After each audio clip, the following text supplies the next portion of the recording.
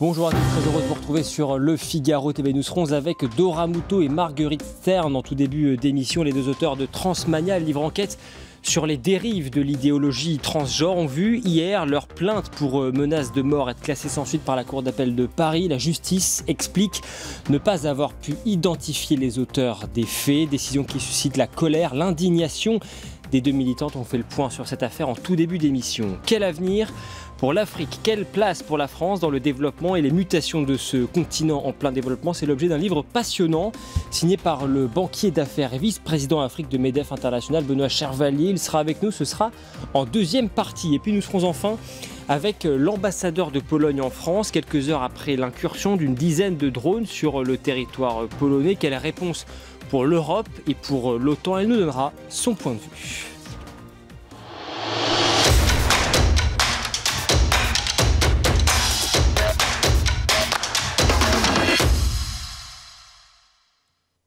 Dora Muto, Marguerite Stern, bonjour. Bonjour. Merci d'être avec nous, soyez les bienvenus. Vous avez publié ce livre, je le rappelle, Transmania. Vous étiez d'ailleurs venu nous en parler en plateau à l'époque, c'était il y a à peu près 1 an et demi, en avril 2024, dans lequel vous alertiez sur les dérives de l'idéologie transgenre. C'est un livre qui avait beaucoup fait parler, d'abord par la puissance des témoignages et puis également par votre passé de militante féministe également. Je rappelle que vous êtes ancienne fémène en ce qui vous concerne, Marguerite Stern. Alors, vous avez appris hier que la plainte que vous aviez déposée le 17 octobre dernier contre le collectif d'ultra-gauche Paris Lutte Info a été classée sans suite. C'est une plainte dans laquelle vous faisiez état de plusieurs appels au meurtre à votre encontre lancés par ce groupuscule sur Internet. D'abord, comment avez-vous réagi à l'annonce de ce classement sans suite par le procureur ? En fait, on a été très patiente, c'est-à-dire que notre avocat nous a annoncé la nouvelle, on n'a pas directement communiqué sur les réseaux sociaux, on a voulu faire les choses bien. Notre avocat a donc pris connaissance du dossier, constatant 11 erreurs de retranscription. En fait, la justice a mal retranscrit certains noms, faisant des erreurs, mal orthographiant des prénoms ou changeant des chiffres dans les numéros de téléphone. Oui. Voilà. Et on va revenir sur le fond du dossier. Mais quand vous avez appris ce classement sans suite, vous avez été surprise, vous y attendiez quelque part, peut-être? Parce que c'était dans les tuyaux déjà depuis quelques semaines. C'était dans les tuyaux depuis... ça faisait plusieurs mois qu'on avait porté plainte et qu'on attendait. Et donc, comment est-ce qu'on a réagi? On a réagi par la voix de notre avocat qui a demandé à la procureure générale de réouvrir le dossier, constatant ces erreurs-là. Ce qui nous a été refusé. Et donc, on va être obligé de se constituer partie civile pour relancer la procédure. Voilà, nous, notre réaction, elle est... on vient en parler, c'est une réaction médiatique parce que... mais nous, à la base, on voulait... utiliser la voie de la justice, quoi. Alors, la procureure qui donc justifie le classement sans suite définitif de cette affaire par le fait que les investigations réalisées au cours de l'enquête préliminaire n'ont pas permis de déterminer les auteurs des faits. Il s'agit donc, je le redis, d'une tribune, en l'occurrence, qui avait été publiée sur ce site Antifa, donc parislutte.info. Dora Muto, vous avez été surprise par cette justification de la procureure ? Oui, pour moi, c'est tout à fait injustifié. Les menaces de mort sont extrêmement graves dans cette lettre, en fait, qui est un manifeste appelant littéralement à notre meurtre. C'est aussi un texte où, en fait, ces gens reconnaissent des tentatives d'assassinat ou de crimes envers nous qu'ils ont essayé de faire avant. Ils invitent notamment, je cite, à vous éclater la tête. Oui, ils reconnaissent aussi qu'il y a 1 an, ils sont venus à une de nos signatures avec des armes blanches. Ils ont été arrêtés certains ont été arrêtés par la police, donc rien de mal s'est déroulé.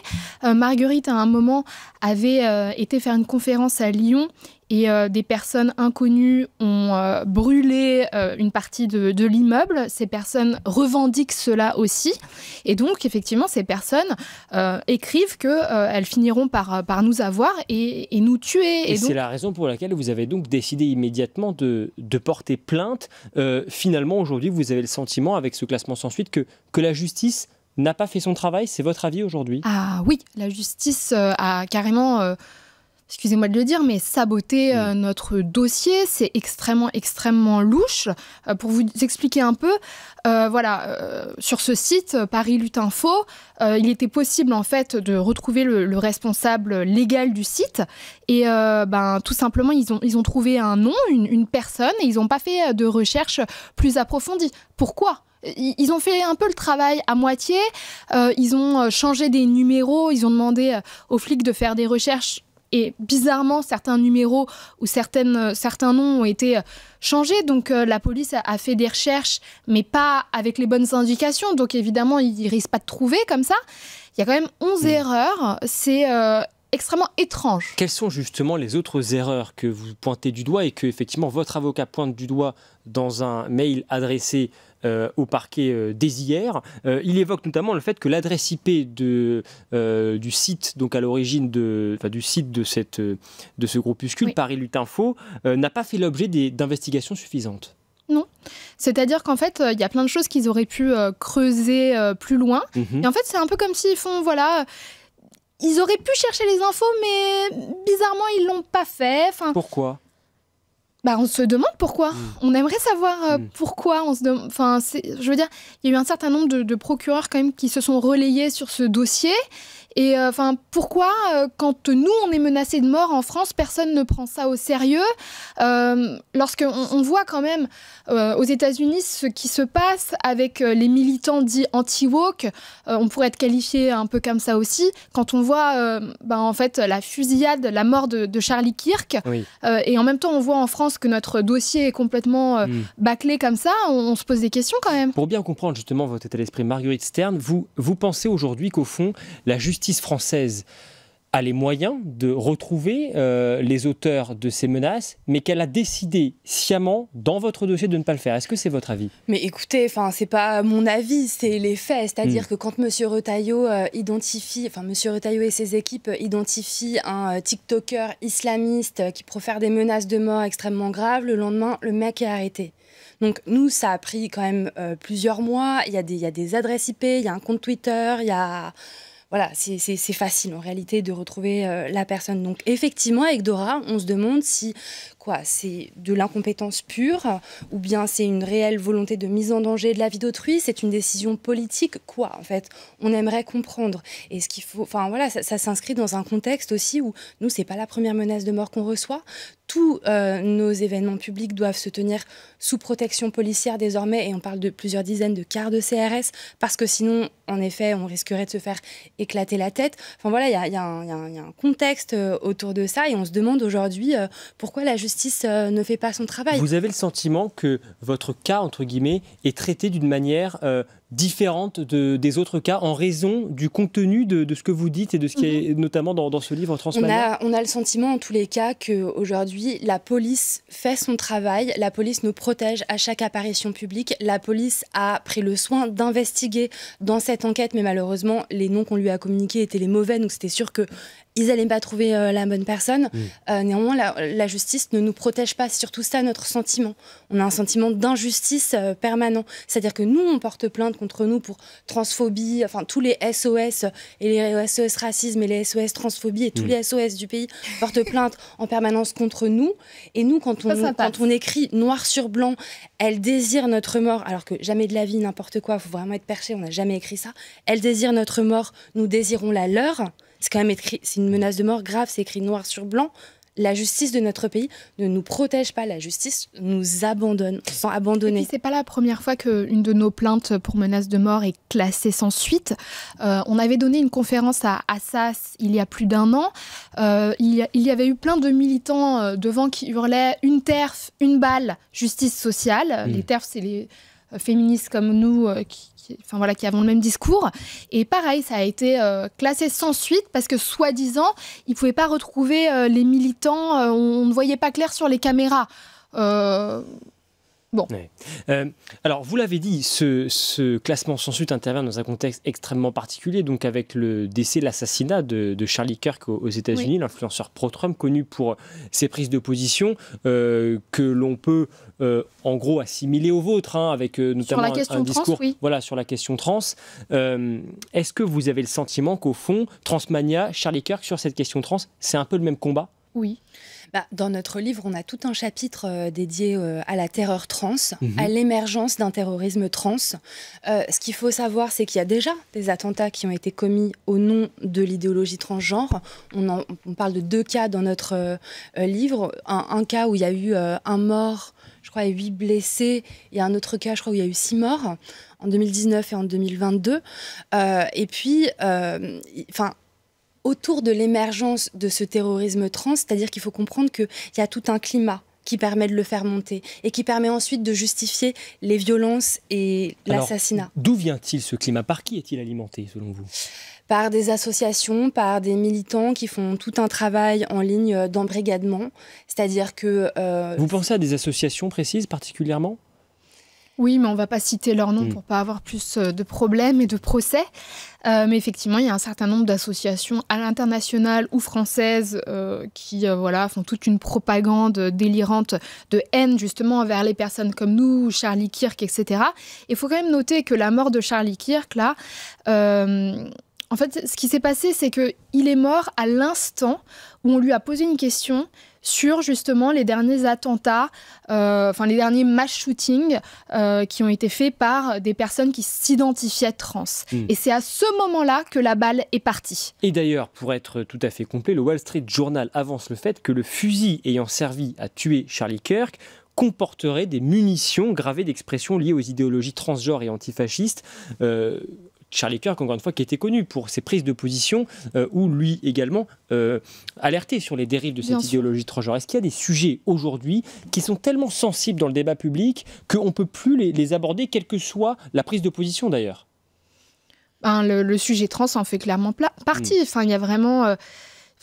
il y a une omerta autour de ce sujet, c'est pour ça qu'on a écrit ce livre, mais quand on voit comment se comporte France Télévisions, les institutions autour de ce sujet, c'est impossible d'en parler. Marguerite Stern, vous écriviez hier sur Twitter « Je ne peux m'empêcher de penser que ce qu'il se passe aux États-Unis est souvent un indicateur de ce qu'il adviendra en France ces prochaines années ». Est-ce que vous craignez qu'il y ait un Charlie Kirk en France dans les prochaines années? Évidemment. Mais que ce soit sur le sujet trans ou d'autres sujets, il y a d'autres personnes qui sont attaquées aujourd'hui en France, principalement des influenceurs de droite dont on ne partage pas toujours avec Dora exactement toutes les prises de position, mais peu importe, il s'agit de défendre la liberté d'expression avant tout. Et je pense à Damien Rieu, Julien Rochdy, Alice Cordier, qui ont reçu des menaces de mort inquiétantes, très inquiétantes. On les menace clairement de leur faire une Charlie Kirk à eux. Donc évidemment que ça pourrait arriver en France demain, il faut le prendre au sérieux. Depuis 48 heures, certains commentateurs ont également évoqué les prises de position de Donald Trump, de Charlie Kirk également, en évoquant ce rôle, en disant quelque part, ils ont un peu envenimé le débat et ça pourrait expliquer que l'on en soit arrivé là. Est-ce que ça vous a choqué cet argumentaire ? Ah bah oui, pour moi c'est totalement délirant. Tous les gens qui disent que c'est mérité parce qu'il était peut-être un peu provocateur de temps en temps sur les bords, c'est même pas vraiment le cas. Je veux dire, c'est un mec qui allait discuter dans les universités, qui donnait la parole à tout le monde, même si bon, évidemment, il était un peu là pour gagner le débat, mais je veux dire, il y avait jamais vraiment, il a jamais insulté personne, il parlait à tout le monde, et puis surtout, il avait le droit de dire ce qu'il voulait. En plus, aux États-Unis, on a la liberté d'expression, donc normalement... Ouais. C'est le symbole, selon vous, d'une polarisation des opinions qui n'a jamais été aussi forte? Non, mais là, on ne parle même pas de polarisation. Effectivement, il y a une polarisation droite-gauche, je pense, en France et qui se retrouve à l'échelle mondiale. Mais là, pour moi, il faut aller bien plus loin que ça. C'est-à-dire qu'une partie de la gauche, de l'extrême gauche, emploie désormais des moyens terroristes. C'est-à-dire qu'un assassinat comme ça, je suis désolée, pour moi, on parle de terrorisme. Quand on parle de menaces de mort, d'attaques physiques, parce que ça arrive aussi, je pense, dans le monde anglo-saxon notamment, il n'y a pas que Charlie Kirk, il y a des personnes comme la féministe Posy Parker qui, elle, fait la même démarche aussi, c'est-à-dire d'aller parler publiquement lors d'événements qu'elle appelle Let Women Speak. Elle donne la parole à d'autres femmes critiques de l'idéologie transgenre. Bref, il y a plein de personnes comme elle qui ont déjà été agressées physiquement. Donc, c'est-à-dire que moi, je parlerais d'un climat de terreur. Et je dirais que la gauche, l'extrême gauche, aujourd'hui, par tous les moyens, que ce soit sur les réseaux sociaux ou bien dans la vie matérielle réelle, utilise non plus l'argument, mais la violence. Et l'intimidation. Et c'est ce dont vous êtes victime avec ces menaces de mort. J'en reviens justement à cette affaire qui vous occupe, qui vous concerne tout particulièrement. Vous avez donc annoncé par le biais de votre avocat, et vous le dites ce matin, vouloir relancer l'affaire. Vous allez donc vous porter partie civile. Mais oui, évidemment. Bien sûr. Jusqu'où êtes-vous prête à aller dans cette affaire? Se porter partie civile, ça veut donc dire qu'une information judiciaire doit être ouverte, vous allez pouvoir accéder à certaines pièces. Jusqu'où êtes-vous prête à aller?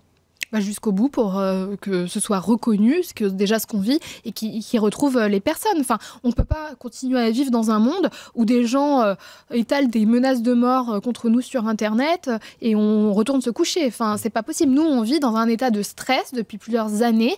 On regarde tout le temps derrière nous. On est angoissé. Enfin, je veux dire, on est face à des gens dont certains, je suis désolée de le dire, n'ont pas l'air d'aller très très bien dans leur tête. Et on n'est pas à l'abri que quelqu'un d'un peu dérangé commettent un acte réel contre nous. Donc voilà. Oui, je me permets de rebondir sur ce que dit Dora. C'est pas de la provocation quand Dora dit qu'effectivement il y a des profils dérangés. C'est pas du mépris de notre part. C'est-à-dire que dans notre livre, on dresse aussi quand même, l'état des lieux de l'état psychique de ces personnes. Et il y a un réel problème de santé publique, de santé psychiatrique. Mais ce que vous craignez, c'est d'être prise pour cible, clairement? Oui, évidemment. Oui, bien sûr. Est-ce que vous êtes aujourd'hui encore placé sous protection lors de vos dédicaces, lors de certaines prises de parole justement dans la promotion notamment de votre livre?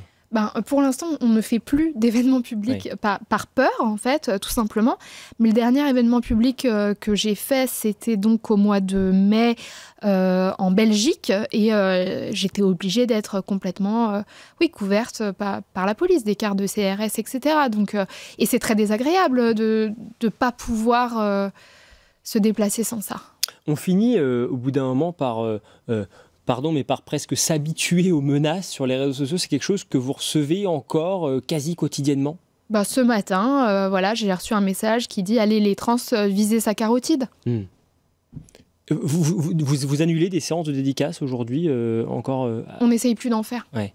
Depuis la publication de ce communiqué là sur Paris Lutte Info, dont la plainte a été classée sans suite, on a... Parce que ce texte circule beaucoup sur Internet. Donc, du coup, dans les milieux d'extrême gauche, c'est ça qui est dit, c'est ça... Est-ce qu'il vous arrive ou est-ce qu'il vous est arrivé tout au long de cette année qui a été marquée donc, par ces menaces, finalement de vous dire « J'aurais dû rester un peu planqué, j'ai eu tort de sortir du bois et d'alerter justement sur ces dérives ». Non, pas moi. Moi, je regretterai jamais. Dora Muto? Je regrette pas non plus dans le sens où j'aurais pas pu faire autrement, mais parfois, honnêtement, je me demande si ça vaut le coup d'être dans un tel état de stress, d'avoir le système nerveux aussi en vrac. Comment vous sentez-vous aujourd'hui? Vous vous dites au fond, nous sommes des lanceuses d'alerte? Nous sommes des lanceuses d'alerte, si je peux me permettre, pas suffisamment écoutées. C'est-à-dire que je pense, et peut-être qu'on va me dire que j'ai trop d'ego, mais peu importe, je pense que c'est vraiment le meilleur livre francophone qui a été réalisé sur le sujet. Il y a pas suffisamment de gens qui s'en saisissent, que les politiques ont vraiment... franchement, c'est... offert sur un plateau, là, c'est un travail d'enquête, de recherche, Ils pourraient faire passer des lois, notamment pour protéger les enfants. Ils ont toutes les informations, on leur a mâché le travail. Donc, moi, je trouve qu'on n'est pas suffisamment écouté et que le danger n'est pas suffisamment pris au sérieux aussi. Merci Dora Muto, Marguerite Stern, merci beaucoup. Je rappelle donc le titre de ce fameux livre qui fait tant parler, Transmania, l'enquête sur les dérives de l'idéologie transgenre. C'est publié chez Manus Éditions. Merci beaucoup. On va ouvrir notre séquence de politique étrangère à présent, avant de revenir sur les récentes incursions de drones russes en Pologne avec l'ambassadeur de Pologne en France. Je vous propose d'évoquer ensemble la question de l'Afrique. Où en est la relation de la France avec le continent africain? africain. En quoi la décennie à venir et le chemin qu'empruntera l'Afrique affectera la France et le monde de manière particulièrement forte. C'est l'objet de ce livre, Ce qu'attend l'Afrique, signé par le banquier d'affaires, vice-président de MEDEF International, Benoît Chervalier. L'occasion de faire le point sur la relation entre notre pays et le continent africain, relation qui avait connu un regain de tension important il y a quelques mois, notamment suite à ces propos tenus par Emmanuel Macron. On l'écoute. Nous avions une relation sécuritaire. Elle était de deux natures, en vérité. Il y a une partie, c'était notre engagement contre le terrorisme depuis 2013. On avait raison. Je crois qu'on a oublié de nous dire merci. C'est pas grave, ça viendra avec le temps. L'ingratitude, je suis bien placé pour le savoir, c'est une maladie non transmissible à l'homme. Mais je le dis pour tous les gouvernants africains qui n'ont pas eu le courage, vis-à-vis de leurs opinions publiques, de le porter, aucun d'entre eux ne serait aujourd'hui avec un pays souverain si l'armée française ne s'était pas déployée dans cette région. Et j'ai une pensée émue pour nos soldats qui, parfois, ont donné leur vie et pendant des années se sont battus. Nous avons bien fait. On est parti parce qu'il y a eu des coups d'État, parce qu'on était là à la demande d'États souverains qui avaient demandé à la France de venir. À partir du moment où il y a eu des coups d'État, où les gens ont dit « notre priorité, c'est plus la lutte contre le terrorisme, c'est ceci ou cela qu'importe », la France n'y avait plus sa place, parce que nous ne sommes pas les supplétifs de putschistes. Donc on est parti. Bonsoir Benoît Chervalier. Bonjour. Bonjour, pardon.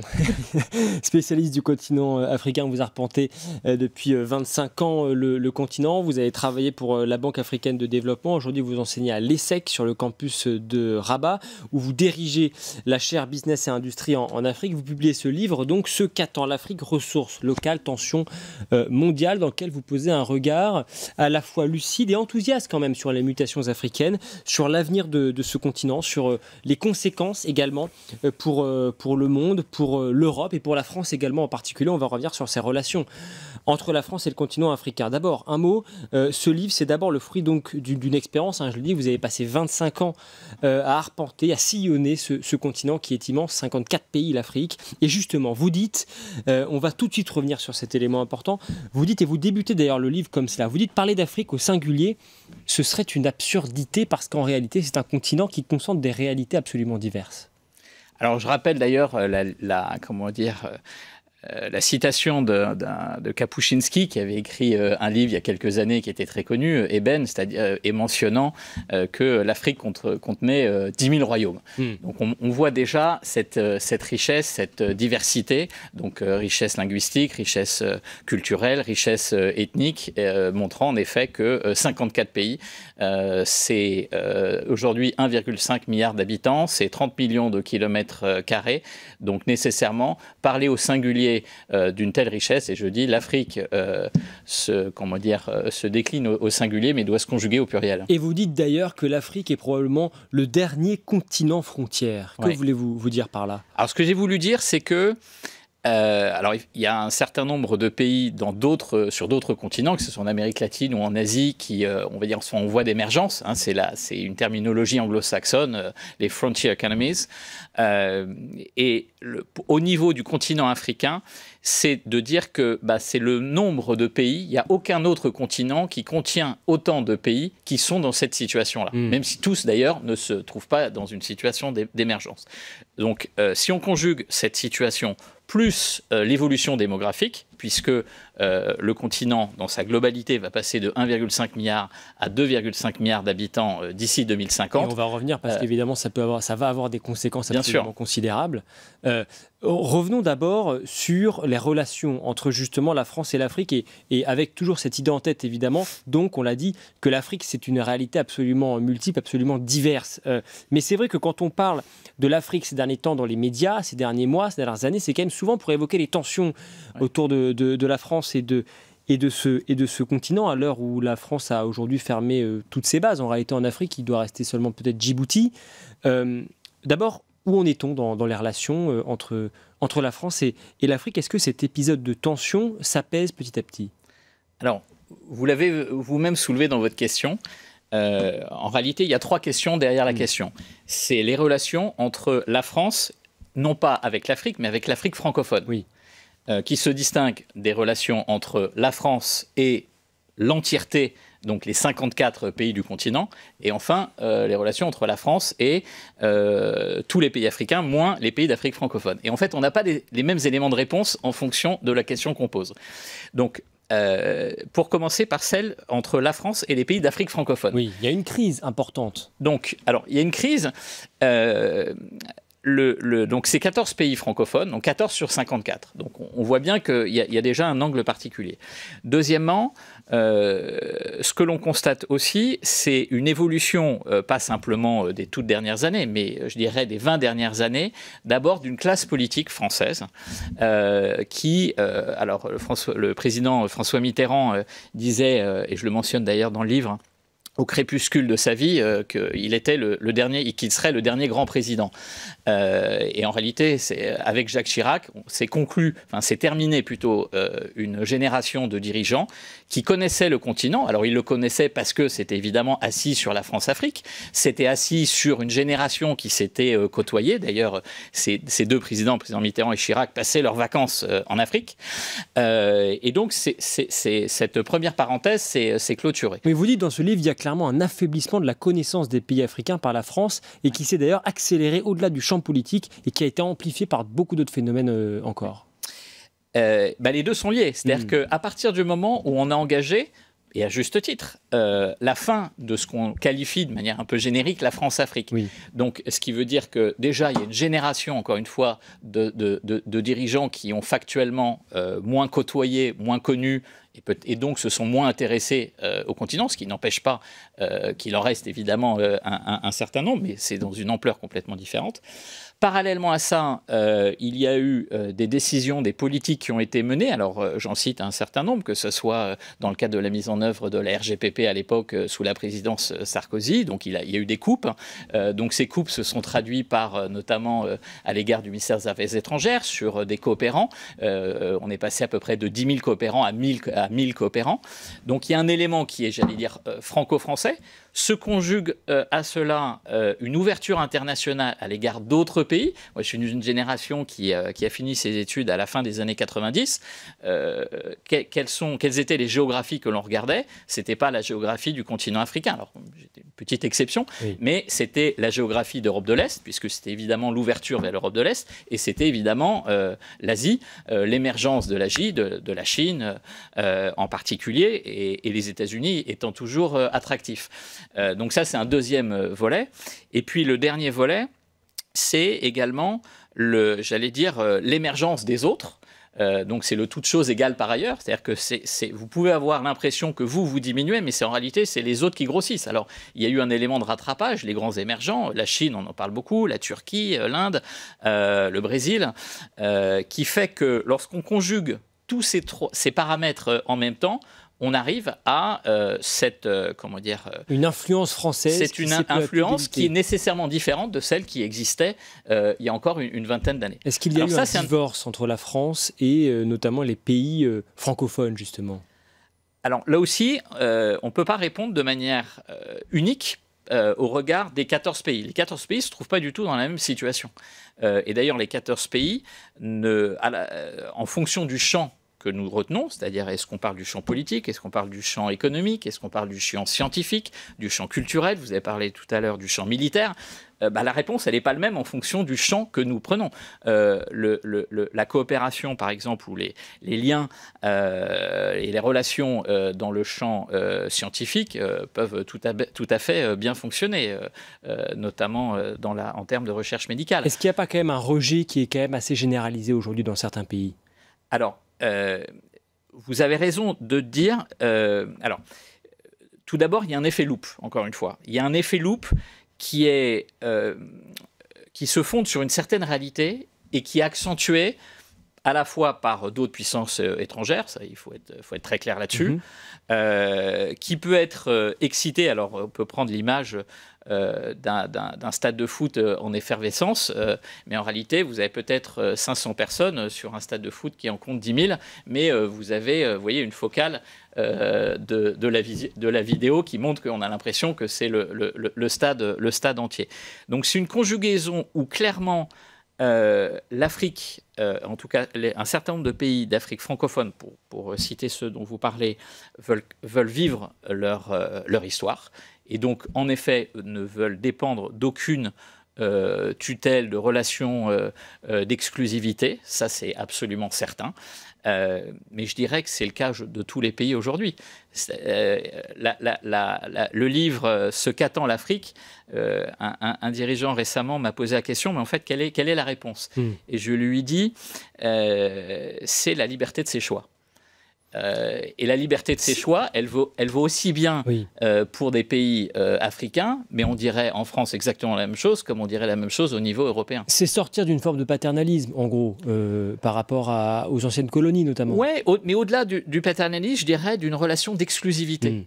C'est-à-dire que personne ne veut plus être dans une relation d'exclusivité. Pas plus les pays africains que, encore une fois, les pays européens. Et pour autant, une relation de partenaires économiques. Pourquoi pas un motif d'espoir, peut-être vous rappeler un élément important dans ce livre. La France reste le 2e pays investissant en Afrique. C'est un sujet que vous maîtrisez extrêmement bien.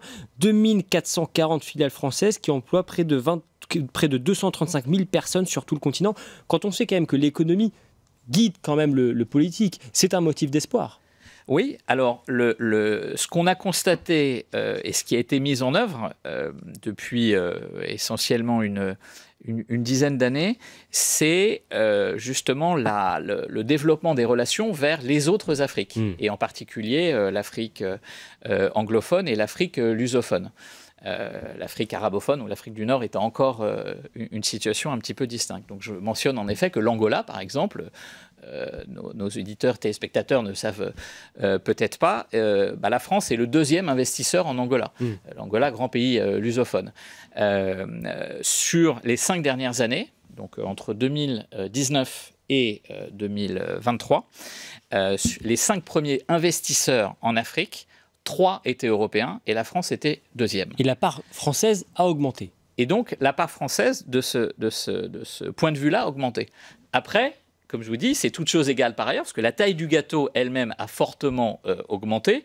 Donc, nécessairement, on peut avoir une impression d'attrition, de diminution, même si pour autant, vous avez cette diversification. Donc ça, c'est le premier point. Le deuxième point, au niveau des relations commerciales, c'est-à-dire les exportations et les importations. L'Union européenne reste, donc là je ne parle pas de la France, l'Union européenne reste, et d'assez loin, le premier partenaire commercial avec les pays africains, avec un peu plus de 400 milliards d'euros. Le deuxième, c'est la Chine, avec 295 milliards de dollars. Les États-Unis sont très loin. Quand on compare la taille des différentes économies, parce que c'est à peu près 70 milliards, ce qui grosso modo représente ceux avec la France. Donc aujourd'hui, il est certain que ça veut dire 2 choses. Premièrement, pour un pays comme la France, tout comme pour les pays européens, c'est de se diversifier, donc d'aller vers justement toutes les Afriques.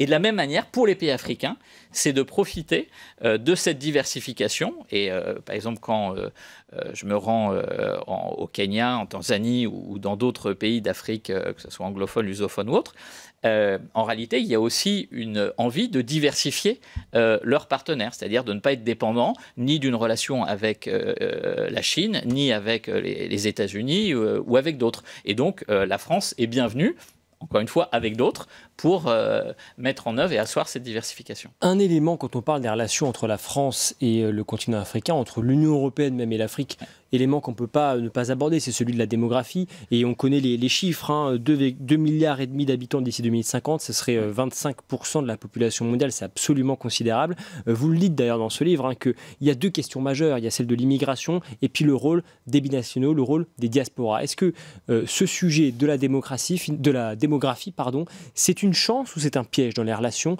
entre nos 2 continents et entre la France et l'Afrique particulièrement ? Le piège, c'est de tomber dans ce piège-là, c'est-à-dire cette dichotomie. Déjà, il n'y a, comme on ne répétera pas jamais assez, encore une fois, qu'il n'y a pas une Afrique, il y a des Afriques, il n'y a pas une démographie africaine, il y a des démographies africaines. Je rappelle que un pays comme le Botswana, qui a la taille de la France, en termes de superficie, qui a la population de Paris intramuros, donc à peu près un peu plus de 2 millions d'habitants, un taux de fécondité qui correspond grosso modo à celui du renouvellement des générations, c'est-à-dire légèrement supérieur à 2,2. D'un autre côté, quand on regarde l'âge médian, alors l'âge médian africain au sens continental du terme, c'est à peu près 20 ans, mais là aussi il y a de fortes disparités. C'est un peu plus de 30 ans pour les pays du Maghreb, principalement Tunisie, Maroc, 28 ans pour l'Afrique du Sud, mais c'est à peine 15 ans au Mali et au Niger, c'est-à-dire 2 fois moins. Donc il n'y a pas une démographie, il y a des démographies, et cette, on va dire, explosion démographique, elle se concentre essentiellement sur une dizaine de pays, et celui que je cite souvent, qui est évidemment le Nigeria, qui n'est pas un pays francophone, le Nigeria qui va devenir d'ici 2050 le 3e pays le plus peuplé au monde, mais aujourd'hui, il naît autant d'enfants au Nigeria, aujourd'hui, qu'en Europe et aux États-Unis réunis. Donc évidemment, on ne peut pas comparer. Mais ça va être un défi majeur, du coup. Donc ça va être un défi, mais ce n'est pas un défi, encore une fois, des 54 pays. C'est un défi qui est concentré sur un nombre spécifique de pays. Donc ça, c'est la première chose. La deuxième chose, c'est, notamment vu d'Europe, évidemment une perception de ce qu'on pourrait appeler la vague migratoire. C'est-à-dire qu'on a l'impression qu'il va y avoir une déferlante liée à cette situation-là. Comme je le rappelle, encore une fois, ce n'est pas du tout l'intégralité des pays, c'est un certain nombre de pays. Mais les premiers qui vont être concernés, ce n'est pas du tout les pays européens, c'est d'abord les pays africains. Puisque déjà, il y a une mobilité en fonction de ces pays-là, que si vous raisonnez évidemment comme un pays, on va dire, méditerranéen ou de l'Afrique méditerranéenne, ce n'est pas tout à fait la même chose que si vous êtes au Mozambique ou vous êtes en Afrique australe. L'Europe est quand même un petit peu loin. Mais ça n'empêche rien en fait que la France est quand même confrontée à cette problématique. Oui, elle est confrontée, mais comme les pays, on va dire, d'Europe liés au pourtour méditerranéen, sur un certain nombre, encore une fois, de pays et de situations.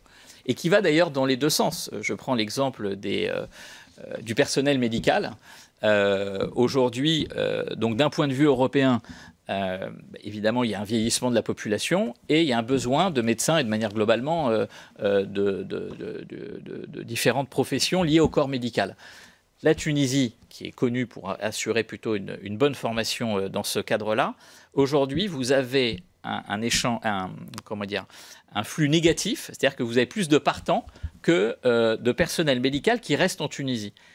Et c'est pour satisfaire les besoins européens. Et donc, du coup, ça crée un problème en Tunisie. Donc, il faut voir en réalité la globalité, à la fois sur la nature, évidemment la quantité. Encore une fois, si on prend l'exemple du Nigeria, il est évident que ça suppose un certain nombre de politiques. Et puis le troisième élément, très rapidement, qui est économique, qui est lié justement au fait de correspondre aux besoins des uns et des autres. Merci beaucoup Benoît Charveuil. Le temps passe vite, énormément de problématiques, mais c'est extrêmement bien expliqué dans ce livre, Ce qu'attend l'Afrique, ressources locales, tensions mondiales. C'est aux éditions de l'Aube et c'est un livre à consulter pour poursuivre justement nos échanges. Merci beaucoup. Benoît Charveuil d'être venu évoquer avec nous tous ces enjeux, toutes ces problématiques également. On continue de parler de politique étrangère quelques jours après l'intrusion sans précédent de drones présumés russes sur le territoire polonais. Le ministre français des Affaires étrangères, Jean-Noël Barrot, a annoncé ce matin avoir convoqué l'ambassadeur de Russie en France au Quai d'Orsay, alors que la Russie et le Bélarus ont annoncé débuter aujourd'hui de grands exercices militaires communs. On en parle dans un instant avec l'ambassadeur de Pologne en France sur ce plateau. La Russie commettrait une grossière erreur à considérer que les Européens et les alliés de l'OTAN ne sont pas solidaires. Parce que l'OTAN, qui est une alliance, contrairement à tous les mensonges du Kremlin et de ses télégraphistes, une alliance défensive. Mais c'est l'alliance la plus puissante et la plus dissuasive du monde. Est-ce que l'ambassadeur de Russie est convoqué au Quai d'Orsay ? Il sera convoqué ce matin. Il sera convoqué ce matin. Qu'allez-vous lui dire ? Nous allons lui dire ce que je viens de vous dire. C'est-à-dire que nous ne nous laisserons pas intimider, que l'OTAN et ses alliés ont une vocation défensive et dissuasive qui est la plus puissante du monde et qu'il faut cesser de nous tester et de tenter de nous intimider. Bonjour Monsieur l'ambassadeur. Bonjour Monsieur. Merci beaucoup d'être avec nous. Nous venons de l'entendre donc Jean-Noël Barrot, ministre des Affaires étrangères, qui annonce ce matin avoir convoqué l'ambassadeur de Russie en France après donc cette incursion attribuée à Moscou de drones en Pologne. Ça s'est passé dans la nuit de mardi à mercredi. D'abord, première question, est-ce que vous réjouissez de cette convocation de l'ambassadeur russe donc au Quai d'Orsay, ou bien est-ce que vous regrettez le temps qu'il a fallu quand même pour que cette convocation et ces propos, qui sont pour le coup forts, du ministre des Affaires étrangères adviennent?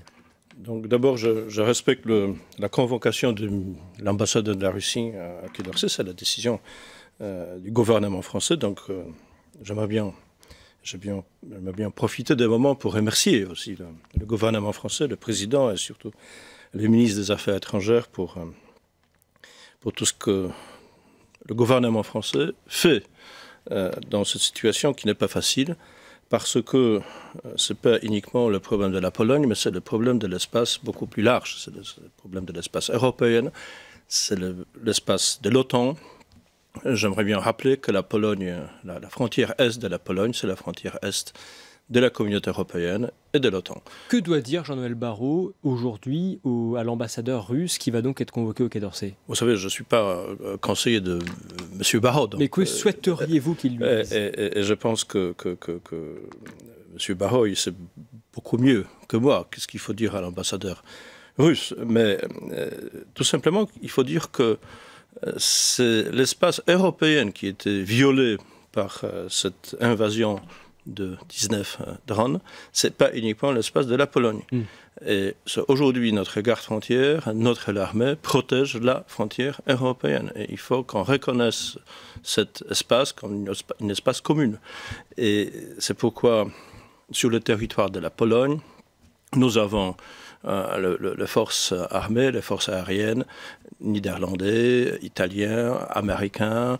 La dernière décision, de laquelle nous sommes extrêmement contents, que la France envoie le 3 Rafale sur le territoire de la Pologne. Annonce faite par Emmanuel Macron hier, effectivement. Exactement. Donc cette décision s'inscrit dans l'esprit de notre alliance militaire et surtout aussi s'inscrit de façon très concrète dans le traité de Nancy que nous avons signé ensemble le 9 mai de cette année. Alors, on va revenir sur cette coopération, monsieur l'ambassadeur, mais d'abord un mot quand même sur les États-Unis, parce que Donald Trump lui-même semble minimiser cet événement, cette incursion donc de drones. Il dit « ça a pu être une erreur », c'est ce qu'il a déclaré hier, et quand il dit ça, au fond, eh bien, il reprend l'argumentaire russe. Qu'est-ce que ça vous inspire? Donc, d'abord, je ne suis pas un exégète de tout ce que monsieur le président Trump dise.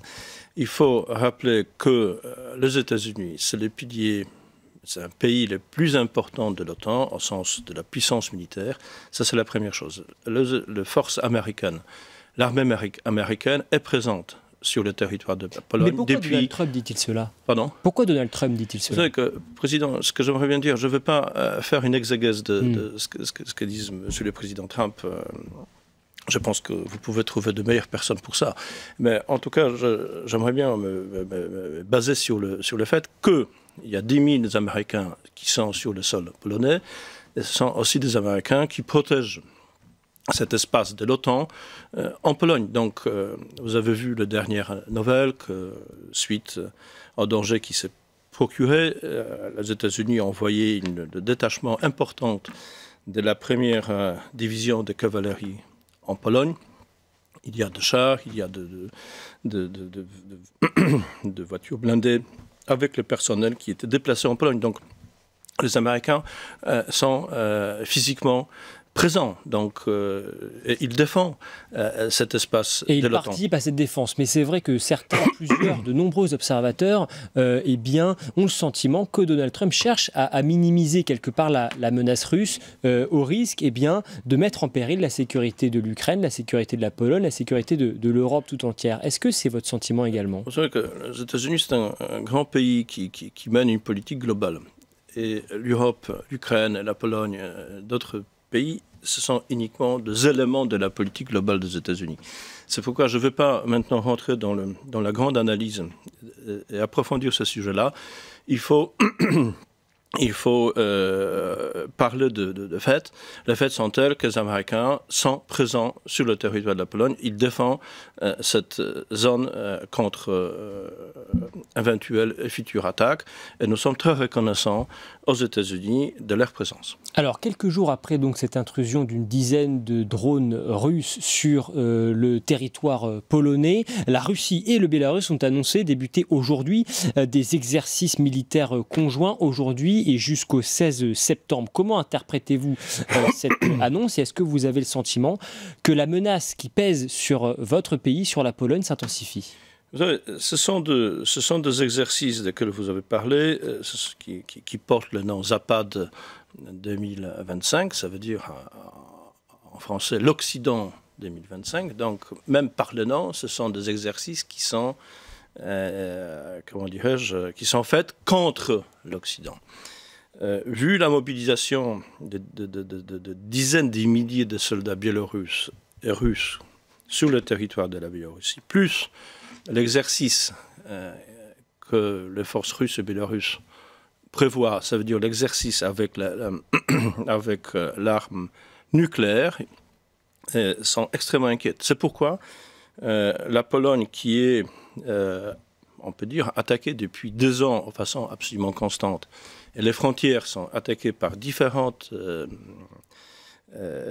exercices, entre guillemets, hybrides. Donc, les migrants sont envoyés sur notre frontière est. La Pologne a décidé, à partir d'aujourd'hui, de fermer la frontière avec la Biélorussie. Avec la Bélarus, ce que la Russie fustige. Jusqu'à quand cette mesure doit-elle advenir ? Je ne sais pas combien ça va durer, mais jusqu'à aujourd'hui, tout ce que la Biélorussie et la Russie fait vis-à-vis de la Pologne et vis-à-vis de notre alliance militaire, ce sont des actes qui ne sont pas des actes amicaux. C'est pourquoi il essaye de nous tester. Il nous teste tout le temps. Donc, le gouvernement polonais disait stop, on ne peut pas permettre de faire ce genre de choses. On ferme la frontière avec la Biélorussie. La Russie et le Bélarus sont-ils aujourd'hui des ennemis de la Pologne ?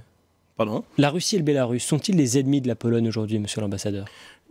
Ce qu'il essaie de faire, donc justement, donc tous les actes qui sont faits par la Biélorussie et la Russie, qui importent des migrants de Moyen-Orient, de l'Afrique, parce que ce sont de tripes organisées. Il y a des vols qui viennent de Moyen-Orient pleins de Syriens et des autres nations qui arrivent à Minsk et après en bus, ils sont transportés dans la zone de notre frontière est.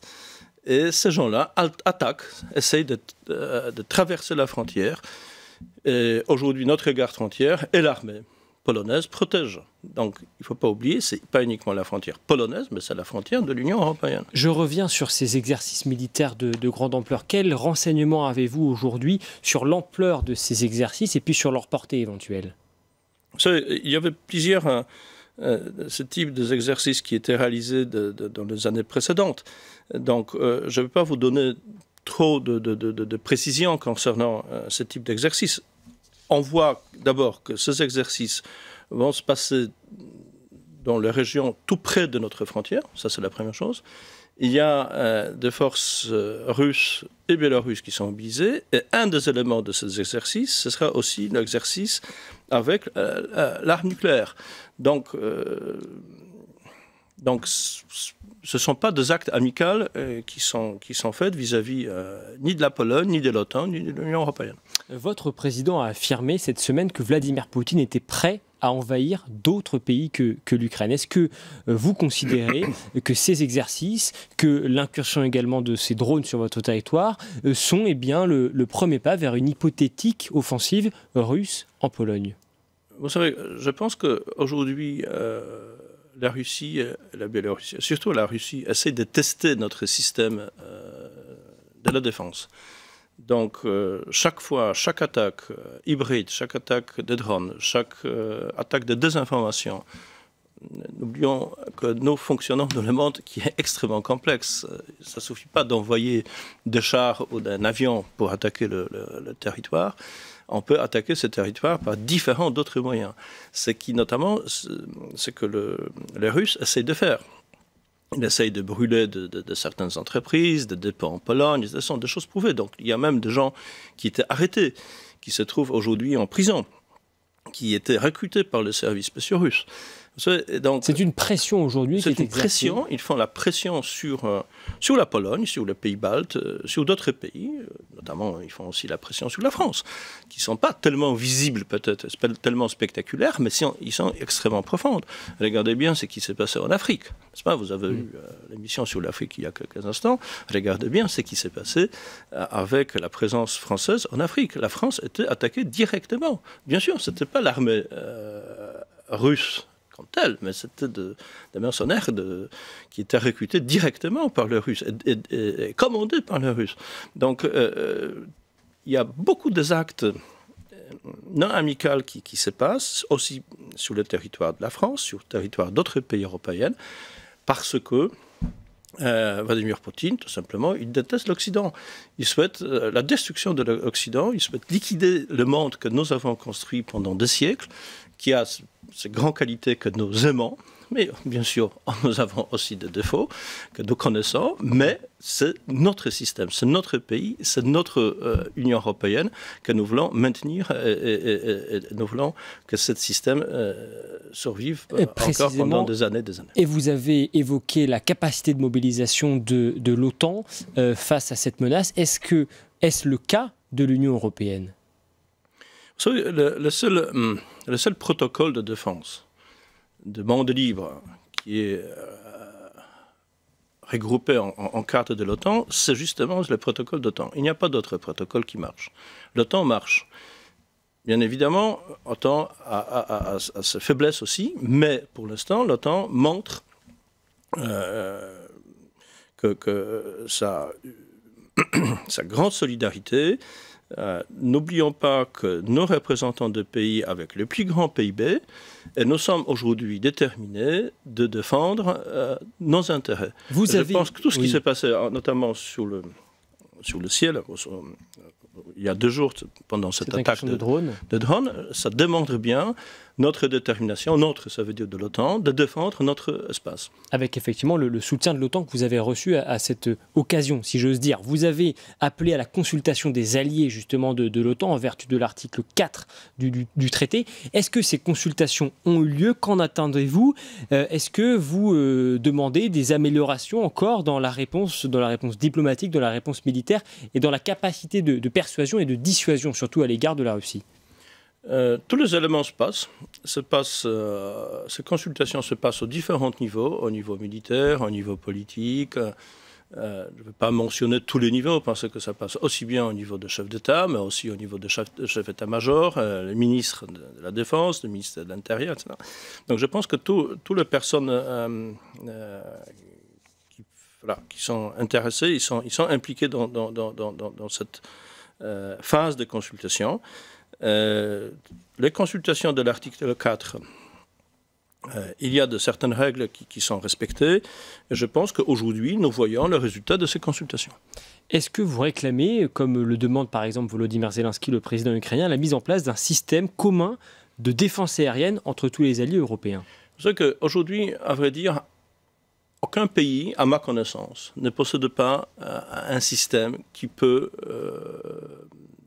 couvrir de façon efficace le territoire, l'ensemble des territoires, ou d'un pays, ou de l'ensemble des pays comme l'Union européenne. Même les Ukrainiens, ils sont extrêmement avancés dans la technologie des drones, mais ils n'ont pas pour l'instant un système qui protège à 100%. Même les Israéliens ne possèdent pas le système qui couvre totalement le territoire d'Israël. Donc, on est en train de réaliser de différents projets de systèmes anti-drones. Je pense que l'Europe et l'OTAN doivent avoir un concept commun, parce que je pense que, du point de vue économique, ça n'a pas de sens que chaque pays dispose de systèmes qui sera différent. On essaiera de trouver un système qui est le plus efficace. On observe de tout près ce qui se passe en Ukraine, comme d'autres pays, comme la France, comme l'Italie, comme les Hollandais, etc., les Britanniques. Donc j'espère qu'on arrivera d'avoir un système qui sera qui sera efficace, mais il ne faut pas faire des illusions qu'on va avoir un système qui sera à 100% efficace. Il y aura toujours deux drones qui vont pénétrer les systèmes. Il faut aller en ce sens plus loin dans les mesures de représailles vis-à-vis de la Russie. Je pense par exemple à la question du gel des avoirs russes en Europe. Vous savez que notre position, la position de notre ministre des Affaires étrangères, notre Premier ministre, en fait, de la Pologne est telle que il faut pas uniquement geler, mais tout simplement il faut compenser ce que la France appelle par les mots compensation des actifs russes. On a suffisamment d'arguments pour le faire. Pour nous, c'est assez difficile de dire de tout ça parce que la Pologne n'appartient pas au système d'euro. Nous n'avons pas l'euro. Donc, l'euro, c'est la monnaie de différents pays européens à laquelle la Pologne n'appartient pas. Merci beaucoup. Par contre, nous sommes absolument convaincus qu'il faut faire quelque chose dans ce domaine-là et il faut utiliser cet argent pour la défense commune de l'Union européenne. Merci Monsieur l'ambassadeur d'être venu nous voir dans Point de vue. On continue bien évidemment de suivre attentivement la situation, les décryptages, les analyses de nos reporters également sur le terrain sont à retrouver sur le site du Figaro et dans l'édition papier du Figaro. Merci beaucoup de nous avoir suivis. C'est la fin de cette émission. Point de vue revient bien sûr lundi. D'ici là, je vous souhaite un excellent week-end.